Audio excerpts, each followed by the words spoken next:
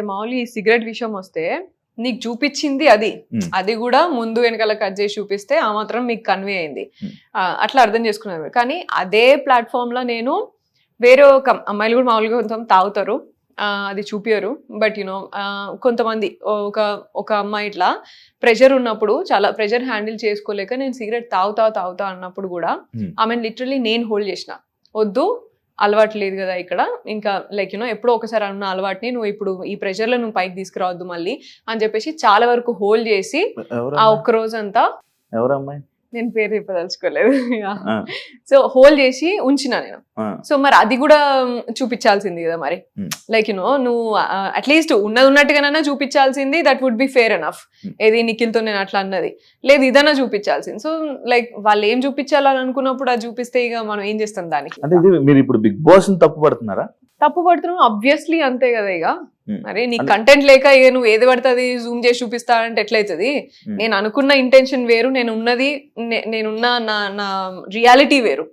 నువ్వు దాన్ని కూడా నువ్వు ఎడిట్ చేసి ఇట్లా చేసి జూమ్ చేసి చూపిస్తా అంటే చేతులు పట్టుకోరా, హక్ చేసుకోరా? మీరు కూడా బిగ్ బాస్ సీజన్ లో ఉన్నారు కదా ఇది వరకు, చేసుకోరా? అవన్నీ ఉండయా యాజ్ పార్ట్ ఆఫ్ స్పోర్ట్స్ కానీ as part of like you know daily life also? మనం ఒక ఫ్యామిలీ లాగా గ్రో అవుతాం over the period of time. నీకు ఫ్యామిలీ ఉండదు అక్కడ, నువ్వే సిస్టర్ అవుతావు, నువ్వే ఇంకో బ్రదర్ అవుతాడు, ఇంకో ఫ్రెండ్ అవుతాడు అక్కడ. That's what happens. నో, దాన్ని నువ్వు ఇంకా లేకపోతే వేరే సీజన్లో ఏం కాలేదనా ఇప్పుడు నువ్వు కొత్తగా నువ్వు చూపించేది. అండ్ ఇంకొకటి ఏమన్నాడు అర్జున్ అక్కడ, ఇదేంటి నేషనల్ టీవీ అని తెలియదా? నేషనల్ టీవీ అని నీకు తెలియదా? నువ్వు టెలికాస్ట్ చేసుకుంటే నీకు తెలియదా? మరి నేషనల్ టీవీ అని నేను చేసిన కాన్వర్సేషన్స్ లా కొంతమంది బట్టలు వాళ్ళేవనో లేకపోతే దేనికో నువ్వు కట్ చేసినప్పుడు మరి ఇదెందుకు నువ్వు జూమ్ పెట్టి చూపించినావు మరి కెమెరాని? సో నీకు తెలియదా నేషనల్ టీవీలో ఏది కావాలి ఏది అవసరం లేదని? అండ్ జూమ్ పెట్టి చూపిస్తారు కదా. అదే జూమ్ పెట్టి చూపించా, ముందు వెనకాల కూడా చూపించావు, ద హోల్ కాన్వర్సేషన్ చూపించాలి కదా. ఎపిసోడ్ 1 hour అయినా కూడా నువ్వు at least you should make sense for at least one scene. No, నీ ఇష్టం ఉన్నట్టు నువ్వు ఎట్లా పడితే అట్లా క్యారెక్టర్ పోర్ట్రే చేస్తా అంటే కాదు కదా. లైక్ ఇప్పుడు బిగ్ బాస్ అనేది ఒక మ్యాటర్ ని పూర్తిగా తెలుసుకోవడానికి చేయాలంటే 24 అంటే ఇప్పుడు ఎలా అయితే 24 గంటలు ఒక ఎపిసోడ్ ని పోస్ట్ చేయాల్సి ఉంటుంది. ఒక ఎక్స్ప్లెనేషన్ కి ఏంటి ఇది అని పూర్తిగా ఎక్స్ప్లెనేషన్ ఇచ్చుకోవాల్సి ఉంటే ఎపిసోడ్ ఒక గంట సేపు ఉండదు. ఎపిసోడ్ 24 గంటలు ఎపిసోడ్ పెట్టాల్సి ఉంటుంది. మరి పూర్తిగా 100% లైవ్. అదే కదా, దాంట్లో కూడా కట్ చేసుకుని చూపించుకున్నావు కదా. అదే కదా నా ప్రాబ్లం ఇప్పుడు. ప్రాబ్లం అదే కదా, నేనే రేస్ చేశాను. నన్నే ఎందుకంత నువ్వు అంత చేసినావు? వేరే గర్ల్స్ కూడా దే ఆర్ డూయింగ్, వేరే బాయ్స్ కూడా దే ఆర్ డూయింగ్. అండ్ ఇదే బాయ్స్ ఇప్పుడు నేను పోయి నేను నీకు ఎక్కడ నేను ఇట్లా చేసినట్టు లేకపోతే ఇట్లా అంతా కాదు కదా. లైక్ నిఖిల్ అనే వ్యక్తి అందరినీ హక్ చేసుకుంటాడు, అందరినీ కన్సోల్ చేస్తాడు, అందరితో అలాగే ఉంటాడు. పృథ్వీ అనే వ్యక్తి కూడా అందరితో అలాగే ఉంటాడు. అట్లీస్ట్ నాకు ఎవరు మంచి కనెక్ట్ అయ్యారో, నేను ఎవరితో బాండ్ అయినానో వాళ్ళతో మాత్రమే మంచిగా ఉంటా. ఇప్పుడు వాళ్ళ మీద తోస్తున్నారా మీరు ఇవన్నీ? ఏది వాళ్ళు ఇలాంటి వాళ్ళే ఇలా అందరి దగ్గరికి వెళ్ళి అగ్గులు చేసుకుంటారు? నేను బిగ్ బాస్ అంటున్నాను. బిగ్ బాస్ షో నీకేం కాంటెంట్ లేక నువ్వు నా మీద పోర్ట్రే చేయాల్సింది అది తప్పు అని నేను అంటున్నా, అంతే. అంటే ఇప్పుడు మీరు హగ్గులు చేసుకుంది, మీరు వేరే చాలా కాంటెంట్ ఉన్నది కదా శివ, మాట్లాడుకున్నవి ఉన్నాయి చాలా. ఇవన్నీ మీ తప్పులు కాదు, బిగ్ బాస్ చూపించింది బిగ్ బాస్ తప్పు అంటున్నారు. అబ్సల్యూట్ గా అదే అంటున్నా నేను.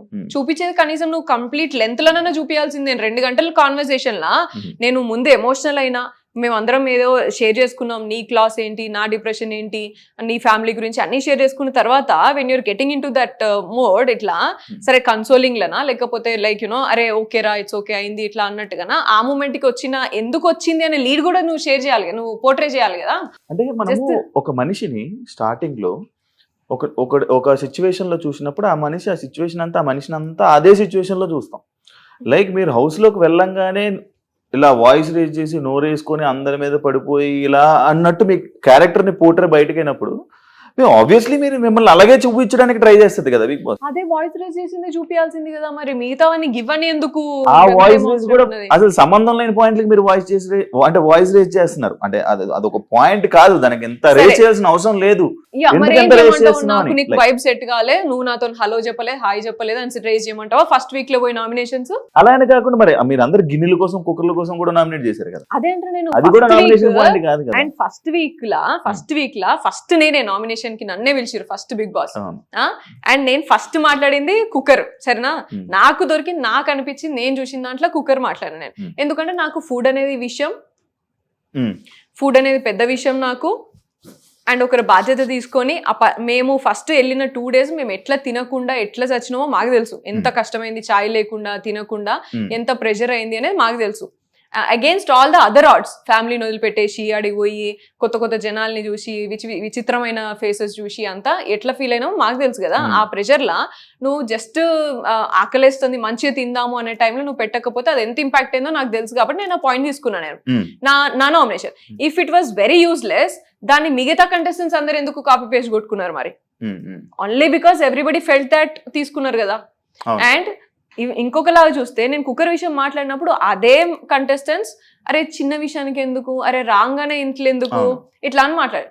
But for me that was not like నీతో వైబ్ సెట్ కాలే, నీతో హాయ్ అని చెప్పలేను, నాతో మాట్లాడలేను, నాతో కూర్చొని మాట్లాడలే, వేరే వాళ్ళతో మాట్లాడను.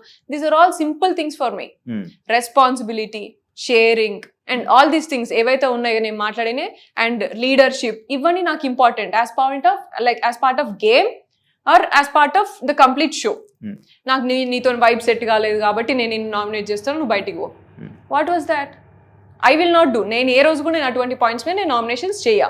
సో నేను అట్లా తీసుకున్నా. అండ్ కుక్కర్కి కిచెన్కి అయితే అంటే మరి ఇంకెక్కడైనాయి, మరి ఇంకా టాస్క్లలో అయితే అప్పటి వరకు టాస్క్లు రాలేదు ఇంకా మనకి. మరి ఓకే, దానివల్ల కుక్కర్ తీసుకోవచ్చు. అండ్ ఇదే కాకుండా మీరు ఇంకొకటి, మీ గేమ్ అని మీరు ఆడకుండా పక్కలకు ఉచిత సలహాలు ఇచ్చి గైడెన్స్ అనే వర్డ్ ఎక్కువ వాడడం, అభయకి అని లేకపోతే నిఖిల్కి కానీ, ఈ వర్డ్ ఎందుకు అన్నిసార్లు? గైడెన్స్ అనే వర్డ్ నేను వాడతా, అది నా డైలీ లైఫ్, నా డ్యూటీనే అది. I deal with students, I deal with youngsters and నాకు గైడెన్స్. అండ్ నేను నా లైఫ్ లో నేను ఏం నేర్చుకున్నానో అదే నేను గైడెన్స్ ఇస్తా.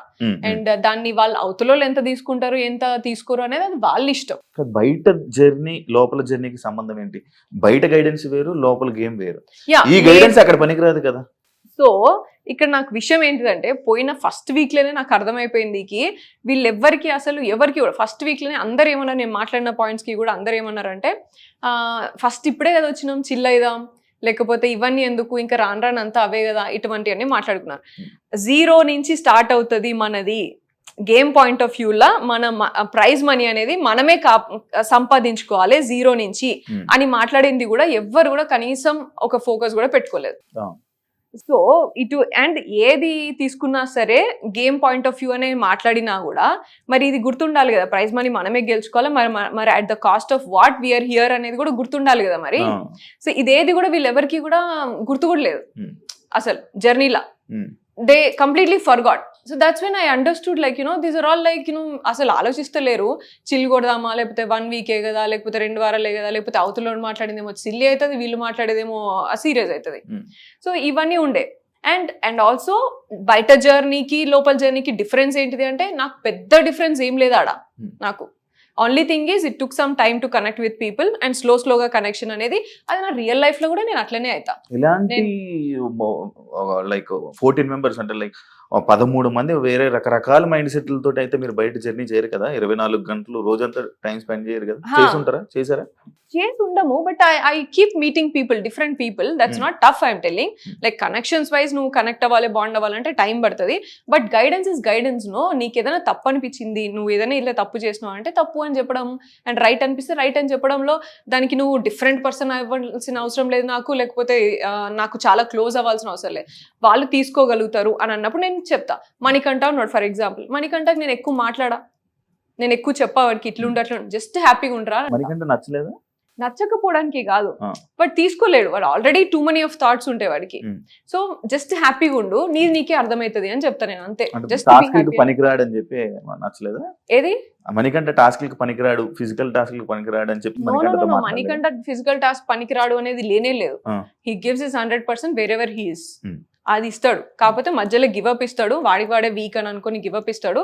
But I never told like task పనికిరాడు అని కాదు, వాడు ఎమోషనల్లీ వాడు తీసుకోలేడు, టూ మచ్ ఆఫ్ గైడెన్స్ తీసుకోలేడు. అండ్ అందరు ఇస్తారు వాడికి, ఎక్కడికి వెళ్తే అక్కడికి వాడికి క్లాస్ బిక్ పంపిస్తూనే ఉంటారు వాడికి. సో నా దగ్గరికి అట్లీస్ట్ వచ్చినప్పుడు what I thought is like first డేనే వాడు చెప్పడానికి ఎవరు పడితే వాళ్ళు చెప్పడం, first day and second like half first day entrance లోనే వాడు చెప్పడానికి ఎవరితో చెప్తే నేను వినే స్టేజ్ లో నేను లేను అనేసి డైరెక్ట్ చెప్పేశాడు వాడు. But then he treated me a sister. Hmm. నేను ఏదైనా ఉంటే చెప్పాలి కాబట్టి అరే నువ్వు కొంచెం కంట్రోల్ చేసుకో అండ్ యూనో హ్యాపీగా ఉండు అని మాత్రమే చెప్పేది, ఎక్కువ చెప్పకపోయేది. So everybody like and you know I told you I guided few girls also. Guided కాకుండా మ్యానిపులేట్ అని అనొచ్చు. మీరు మ్యానిపులేట్ చేస్తున్నారే వాళ్ళని అనొచ్చా? దాన్ని గైడెన్స్ కాకుండా మ్యానిపులేట్ చేశారు. లైక్ ఏంటిది, సిగరెట్ తాగకుండా ఉండడము మ్యానిపులేట్ చేయడమా, సిగరెట్ తాగకుండా ఉండమా, ప్రెషర్ తాగకుండా ఉండు అని చెప్పడం మ్యానిపులేట్. వాళ్ళు కేరింగ్ చూపిస్తున్నారు. లైక్ వాళ్ళని మన దారిలోకి వాళ్ళని తీసుకురావాలంటే ఇలాంటి సలహాలు లైక్ ఇలాంటి మంచిగా చూపిస్తేనే కదా వాళ్ళు మన దారిలోకి వస్తుంటారు. అంటే వాళ్ళని ప్రేమ ఉన్నట్టు ఇలా చెప్తుంటే ఇలా వాళ్ళని మైండ్ మార్చడమే కదా.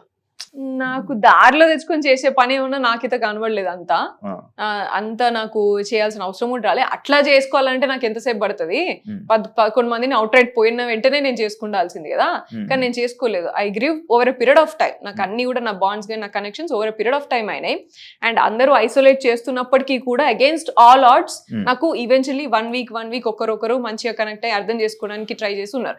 ఐ ఆల్వేస్ బిలీవ్డ్ కి నన్ను ట్రూగా నన్ను నమ్మి నా ఎగ్జాక్ట్ రియాలిటీ ఏంటి, నా ఎగ్జాక్ట్ క్యారెక్టర్ ఏంటి, నన్ను నచ్చితే లైఫ్ లాంగ్ నచ్చాలా. అదే నమ్ముతా నేను రియల్ లైఫ్ లో, అక్కడ కూడా నమ్ముతా. నువ్వు ఏదో నేను పైకి చూపించి పోయి ఇలా అమ్మ ఇట్లా అని చెప్పేసి ఏదో సాఫ్ట్ గా మాట్లాడి దాని తర్వాత నేను నామినేషన్స్ కి వచ్చి ఓ సూపర్ ఇట్లా ఇచ్చేసి, this is not the way I am. మీరుండే విధానం, మీ క్యారెక్టర్ గానీ హౌస్ లోని వాళ్ళిద్దరికి నచ్చింది, మీ గైడెన్స్ వాళ్ళకి నచ్చింది, కానీ బయట ప్రేక్షకులకు నచ్చలేదు కదా. నేను ప్రేక్షకులకి నచ్చలేదు అంటే నచ్చిన వాళ్ళు కూడా ఉన్నారు దాంట్లో. బట్ ఐ మీన్ నేను పోయి ఉన్నది నేను ప్రేక్షకులకి నచ్చాలి లేకపోతే ఇట్లా నచ్చే విధంగా ఉండాలి అని నేను లేను. మరి మీకు ఓట్లేసేది ఎవరు? ప్రేక్షకులే ఓటేస్తారు. అవసరం లేదండి, వాళ్ళ కోసమే ఇలా ఉండాలి అని లేను. నా రియల్ గా నేను ఎట్లుంటా, నా హార్ట్ఫుల్ గా నేను ఎట్లుండాలి అనుకున్నా అట్లున్నా నేను. అది real Meera? yes absolutely that's real me. yes that's real me. and నేను మధ్యలో కూడా నేను చెప్పిన, చాలా మంది ఇట్లా చెప్పినప్పుడు కూడా నేను చెప్పిన, acting for me is a 9 to 5 job. Acting for me is not Bigg Boss show. Yeah, Bigg Boss షోకి వెళ్ళినప్పుడు నేను ఎట్లుండాలని అనుకున్నా, నేను రియల్ గా నేను ఎట్లుంటా అట్లా. ఎందుకంటే that is not quiet easy. 100 రోజులు నువ్వు యాక్టింగ్ చేసుకుంటే 24 గంటలు నువ్వు యాక్టింగ్ చేసుకుంటే ఉండడం అనేది కాదు. అది which is quite impossible and for me it is impossible. Yashmi మిమ్మల్ని ఇదే వీక్ నామినేట్ చేయడం జరిగింది. కొన్ని పాయింట్స్ చెప్పి వాళ్ళిద్దరిని నువ్వు వాడుకుంటున్నావు, వాళ్ళిద్దరిని నువ్వు ఇది చేస్తున్నావు, వాళ్ళిద్దరిని ఒక ఇదిలా పంపిస్తున్నావు, వెపన్స్ లా పంపిస్తున్నావు, వాళ్ళు వెపన్స్ లా వాడుకుంటున్నావు, అలాగే ఇలాంటి వర్డ్స్ అన్ని జరిగింది. అంటే యష్మి పెట్టిన పాయింట్స్ పెట్టి నామినేట్ చేసిన వీక్ మీరు వచ్చేసారంటే యష్మి పాయింట్స్ రైట్ అని అర్థం కదా. So this was there. So Yashmi పెట్టిన పాయింట్స్ నిజమో రైటో కానే కాదు. నేను నామినేషన్ పాయింట్స్ చెప్పినప్పుడు కూడా నేను అదే చెప్పిన ఆమెకి, నువ్వు ఎక్స్ప్లెయిన్ చేయడం 2 పాయింట్స్ ఏం మాట్లాడేది, నువ్వు చీఫ్ కి నువ్వు రెస్పెక్ట్ ఇవ్వలేదు, నువ్వు నా క్లాన్ లో ఉన్నప్పుడు చీఫ్ కి నువ్వు రెస్పెక్ట్ ఇస్తా అని చెప్పినావు, కానీ నిఖిల్ మాట వినలేదు అని అనింది. అండ్ రెండోది నువ్వు ఫిజికల్ గేమ్ లా ఆడలేదు అని అన్నది. సో ఈ రెండింటికి ఫిజికల్ గేమ్ నువ్వు ఆడలేదు, నాకు క్లారిటీ లేదు అని అన్నప్పుడు దానికంటే ముందు నామినేషన్ లో పృథ్వీ నన్ను కూడా పట్టుకున్నాడు, పృథ్వీ చాలా కంట్రోల్ గా ఆడతాడు అని చెప్పేసి మాట్లాడింది. ఆ గేమ్ కి ఆయనకి ఎక్స్ప్లెనేషన్ ఇచ్చింది కదా. So these 2 points were my nomination points. నేను చెప్పిన చీఫ్ నిఖిల్ మాట నేను వినకపోయిందంటే నేను ఎగ్ టాస్క్ లో అవుట్ రైట్ నేను డిఫెండ్ చేస్తుంటుండే, కానీ వెయిట్ చేసిన, నిఖిల్ వెళ్ళమంటావా, అటాక్ చేయమంటావా, చేయొద్దా, వెయిట్ చేసి మరీ చేసిన. సో దట్ ఈస్ దేర్, అది ఎక్స్ప్లెనేషన్ ఇచ్చిన. అండ్ ఫిజికల్ గేమ్ నువ్వు ఆడలేదని నీ క్లాన్ లో ఉన్నప్పుడు కూడా నువ్వు అన్నావు అదే, ఇప్పుడు కూడా అదే అన్నావు. పృథ్వీ పట్టుకున్నప్పుడు నువ్వు అంత కంట్రోల్ అని అంత గమనించినప్పుడు నేను కూడా పట్టెత్తేసిన ఆమెని. అండ్ నేను ఓన్లీ ప్రేరణని యష్మితోనే ఆడినా నేను ఎగ్ టాస్క్, ఎత్తి పడేసి వాళ్ళని బ్లాక్ చేసి అంతా చేసింది వాళ్ళిద్దరినే. అండ్ ఆ గేమ్ అయిపోయినాక వెంటనే సోనియా నన్ను గొంతు పట్టుకొని ఆడింది అది ఇది అని చెప్పేసి మాట్లాడింది కూడా మీరే. మరి ఇంత మాట్లాడినప్పుడు మరి నా గేమ్ క్లారిటీ లేదు అనేది ఎట్లా మాట్లాడుతావు? నేను గేమ్ ఆడలేదు, ఎగ్ టాస్క్ లో ఉత్తిగా నించున్నావు అని ఎట్లా మాట్లాడుతావు నువ్వు? నీకు వాళ్ళిద్దరి విషయంలో అంత క్లారిటీ తెచ్చుకున్నదాన్ని నా విషయంలో ఎందుకు నువ్వు క్లారిటీ తెచ్చుకోవట్లేదు?